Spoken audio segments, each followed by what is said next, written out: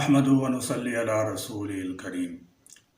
آپ رضی اللہ تعالی عنہ کی کل مدت خلافت 10 سال 6 ماہ 10 دن ہے۔ اس مختصر سی مدت میں جہاں ہر طرف سے اسلام کے دشمن اکٹھے ہو کر شمع اسلام کو گل کرنے کے تانے بانے بن رہے تھے، وہاں پر ان اسلام دشمن لوگوں کے لیے سیدنا حضرت عمر فاروق رضی اللہ تعالی عنہ دعائے نبی صلی اللہ علیہ وسلم کی تاثیر بن کر اسلام کی عزت میں مزید اضافہ فرما رہے تھے۔ آپ رضی اللہ تعالی عنہ کی حکمت عملی، مومنہ فراست، انتظامی صلاحیتیں، عدل و انصاف، رعایا پروری، خدا ترسری اور عدیم المثال طرز حکومت کے باعث 22,51,030 مربع میل زمین پر اسلامی خلافت کا پرچم لہراتا رہا۔ سیدنا حضرت عمر فاروق رضی اللہ تعالی عنہ، سیدنا حضرت ابوبکر صدیق رضی اللہ تعالی عنہ کی توجہ جمع و ترتیب قرآن کی طرف کرائی، جس کی بدولت قرآن کریم کو ترتیب سے جمع کیا گیا۔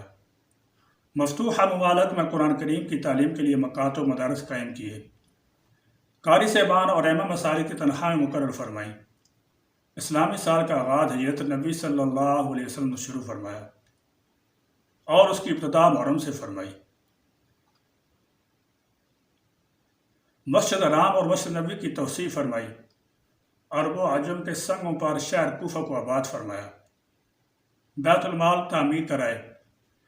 قیس و کسریٰ جیسی سپر پاور طاقتوں کے غرور کو خاک میں ملایا۔ 900 جامع مساجد اور 4000 عام مساجد تعمیر ہوئیں۔ یہودیوں کو جزیرہ عرب سے نکال دیا گیا۔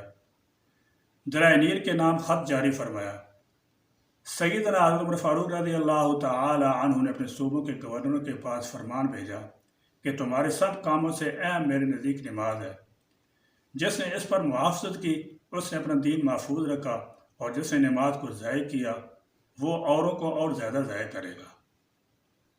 اللہ تعالیٰ جل شانہ سیدنا عمر فاروق رضی اللہ تعالی عنہ پر کروڑوں رحمت نازل فرمائے اور ہم سب کو ان کے نقش قدم پر چلنے کی توفیق عطا فرمائے۔